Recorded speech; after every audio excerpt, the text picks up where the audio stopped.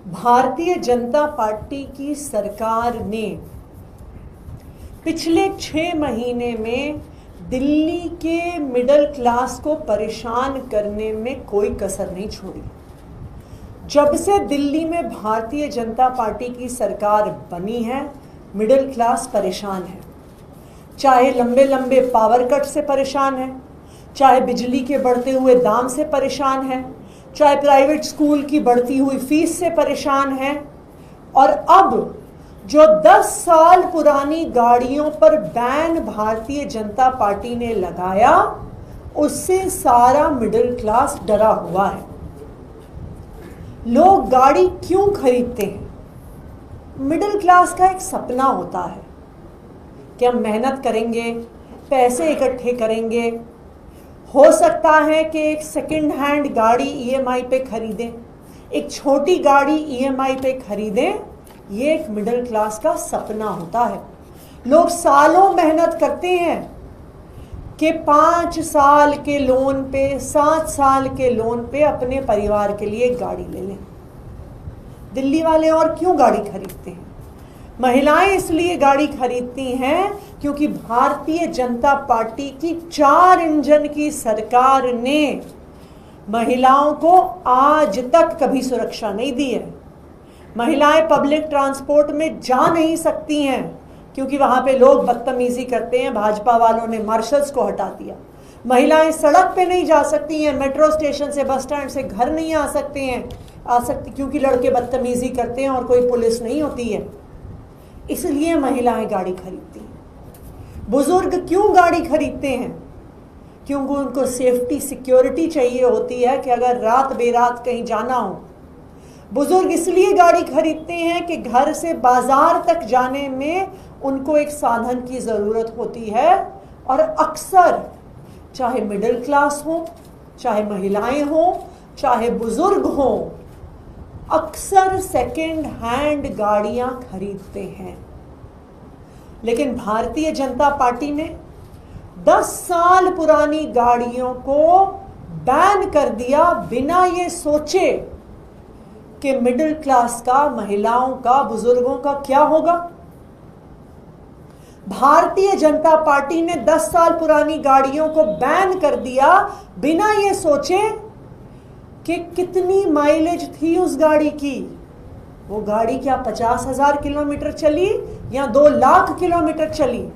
वो गाड़ी well maintained है या वो गाड़ी पोल्यूटिंग है?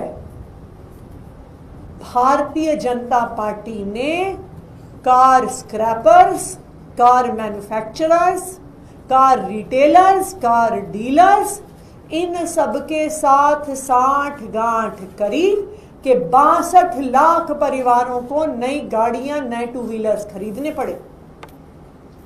जब दिल्ली की जनता ने इस फैसले का विरोध किया तो भारतीय जनता पार्टी ने एक फर्जीवाड़ा शुरू कर दिया।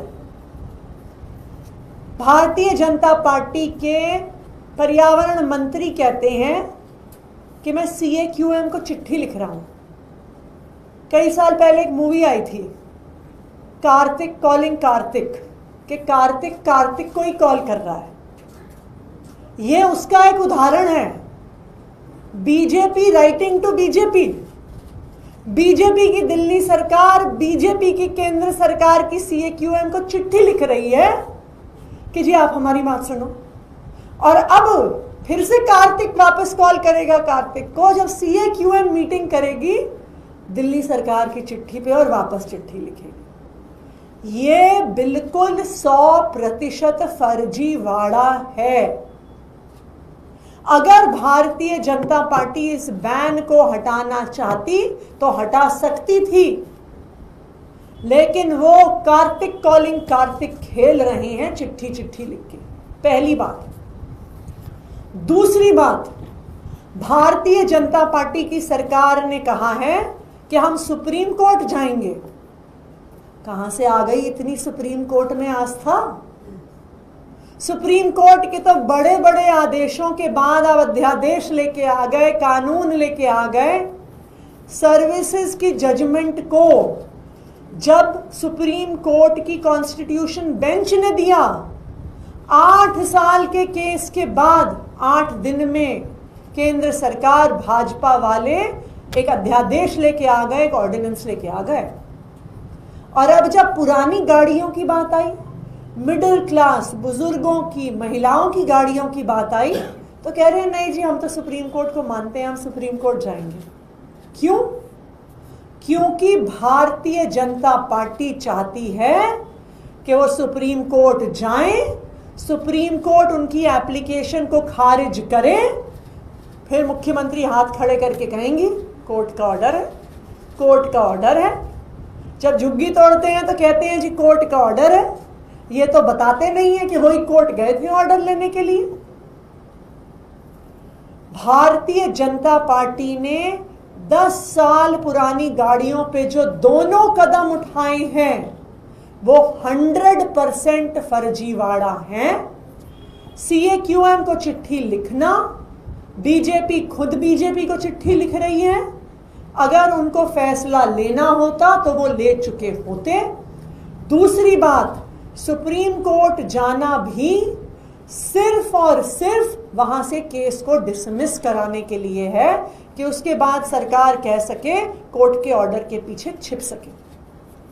आम आदमी पार्टी की ये मांग है कि 10 साल पुरानी गाड़ियों के मुद्दे पर भारतीय जनता पार्टी की सरकार तुरंत कानून लेकर आए और जो मिडिल क्लास के बुजुर्गों के, महिलाओं के सिर पर तलवार लटक रही है कि किसी भी दिन उनकी गाड़ी जब्त हो सकती है, कि किसी भी दिन उनकी गाड़ी को पेट्रोल मिलना बंद हो सकता है, कि किसी भी दिन उनका घर से निकलना अनसेफ हो सकता है, कि किसी भी दिन उनको लाखों रुपए का खर्चा आ सकता है, इस लटकती हुई तलवार को सिर्फ और सिर्फ कानून से ठीक किया जा सकता है। तो हमारी भारतीय जनता पार्टी से ये मांग है कि इन 10 साल पुरानी गाड़ियों को लेकर तुरंत कानून लेकर आए, अगले 1 हफ्ते में कानून लेकर आए, चाहे ऑर्डिनेंस के माध्यम से लाएं, चाहे अगर दिल्ली विधानसभा का स्पेशल सेशन बुलाना है उसके माध्यम से लेके आए। विपक्ष उनका पूरा समर्थन करेगा। अगर वो कल विधानसभा का सत्र बुलाना चाहे तो विपक्ष तैयार है। अगर वो ऑर्डिनेंस के माध्यम से इन गाड़ियों को बचाना चाहे तो विपक्ष तैयार है। लेकिन अगर कानून नहीं आएगा तो ये तलवार लटकी रहेगी और सुप्रीम कोर्ट किसी भी एप्लीकेशन को खारिज कर देगा।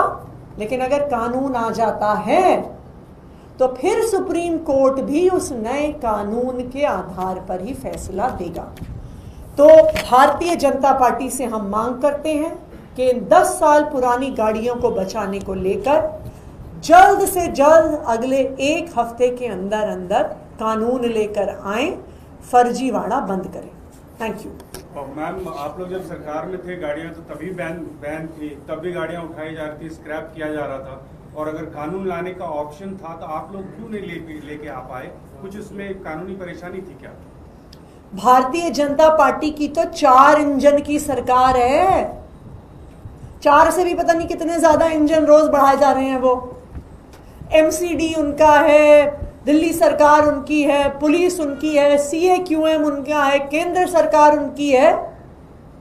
जैसे वो 8 दिन में सुप्रीम कोर्ट के फैसले के खिलाफ जाकर ऑर्डिनेंस लेके आए थे, वो क्यों नहीं ला सकते? अगर उनके कानूनी सलाहकार कहते हैं कि दिल्ली विधानसभा से नहीं पास होगा, संसद से पास होगा, तो वो संसद में कानून लेके आए, वो केंद्र सरकार से ऑर्डिनेंस लेके आए। अब तो सारी सरकारें उनकी हैं। आज अगर भारतीय जनता पार्टी मिडिल क्लास को बचाने के लिए, महिलाओं को बचाने के लिए, बुजुर्गों को बचाने के लिए कानून नहीं लेके आती है तो ये साफ हो जाएगा कि उनकी car manufacturers, car dealers, car scrapers के साथ साठ गांठ है। ये बिल्कुल साफ साफ दिल्ली वालों को दिख जाएगा। बीते दिनों फैसला आया दिल्ली जल बोर्ड की तरफ से कि जो अधिकारी CEO हैं वो खुद से 50 करोड़ तक की परियोजनाओं को मंजूरी दे सकते हैं और कहा गया कि इससे काम तेजी से हो सकेंगे, खासतौर पर यमुना की सफाई। कैसे देखते हैं आप? 50 करोड़ तक के फैसले दिल्ली जल बोर्ड के सीईओ ले सकें, ये निर्णय 10 साल पहले अरविंद केजरीवाल जी की सरकार ने किया था। 10 साल पहले अरविंद केजरीवाल जी ने दिल्ली के लोगों को अच्छी पानी की व्यवस्था मिल सके, सीवर की व्यवस्था मिल सके, कच्ची कॉलोनियों में सीवर की लाइन डल सके, वाटर ट्रीटमेंट प्लांट बन सके, इसके लिए ये फैसला लिया था। और 8 साल तक लगातार इस फैसले के आधार पर जल बोर्ड ने तेजी से दिल्ली जल बोर्ड ने काम किए। लेकिन यही भारतीय जनता पार्टी थी, इनके ही अफसर थे जिन्होंने कहा कि ये तो हो नहीं सकता, जल बोर्ड के सीईओ को इतनी पावर दी नहीं जा सकती, हम जल बोर्ड को पैसा नहीं देंगे, हम उसका ग्रांट नहीं रिलीज करेंगे, हम उनका लोन नहीं रिलीज करेंगे। ये वही भारतीय जनता पार्टी है। और आपको याद होगा, बार बार दिल्ली विधानसभा में दिल्ली जल बोर्ड के फाइनेंसेस का यही मुद्दा उठाया गया। आज भारतीय जनता पार्टी कह रही है ये हम लेके आए पावर। ये पावर 10 साल पहले अरविंद केजरीवाल जी ने दी थी और ये पावर 2 साल पहले भारतीय जनता पार्टी के अफसरों ने छीनी थी दिल्ली के लोगों को परेशान करने के लिए। लेकिन विडंबना देखिए, पावर छीनने के बाद भी, कम पावर होने के बाद भी, केंद्र सरकार के हर संभव रोड़ा अटकाने के बाद भी अरविंद केजरीवाल की आम आदमी पार्टी की सरकार ने इस 4 इंजन की सरकार से बेहतर काम करके दिखाया। 24 घंटे बिजली दी, सबसे सस्ती बिजली दी, 3,000 किलोमीटर पानी की लाइन डाली, हजारों किलोमीटर सीवर की लाइन डाली, घर घर पानी पहुंचाया, कच्ची कॉलोनियों में जहां पे 20 साल से सीवर लाइन नहीं डली थी सीवर के कनेक्शन दिए, प्राइवेट स्कूल की फीस रोक कर रखी, सरकारी स्कूलों में अच्छी शिक्षा दी, मोहल्ला क्लिनिक में फ्री इलाज दिया। ये तो पूरी पावर होते हुए भी दिल्ली वालों के लिए काम नहीं कर पा रहे हैं। आज दिल्ली वाले पावर कट से, बढ़ती हुई बिजली के दाम से, गंदे पानी से रोज कोर्ट में केस जा रहे हैं। कभी एनजीटी में केस होता है, कभी हाई कोर्ट में केस होता है कि यहाँ पानी नहीं आ रहा, यहाँ गंदा पानी आ रहा है, यहाँ पानी में कोलीफॉर्म है, यानी सीवर का पानी मिक्स होके लोगों के पीने के पानी में मिलकर आ रहा है। ये कैसी पावर है भारतीय जनता पार्टी की कि 4 इंजन की सरकार होते हुए भी वो दिल्ली की जनता को परेशान कर। मैम, एक सवाल और है। दिल्ली सरकार का ये कहना है कि एक जांच में सामने आया है कि असहाय और विधवा महिला को जो पेंशन दी जा रही थी उसमें 60,000 से अधिक अपात्र लोग जो थे, फर्जी लोग थे, उनको ये फायदा पहुंचाया जा रहा था और ये करीब 200 करोड़ रुपए सालाना का बड़ा घोटाला है और जो जांच में सामने आया। भारतीय जनता पार्टी पहले ही 25,000 विधवाओं की पेंशन काट चुकी है।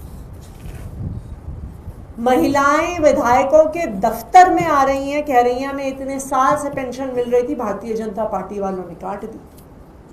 और अब वो ये कहानियां गढ़ रहे हैं कि 60,000 गरीब महिलाओं की पेंशन और काट दें। कहां जाएंगी ये महिलाएं?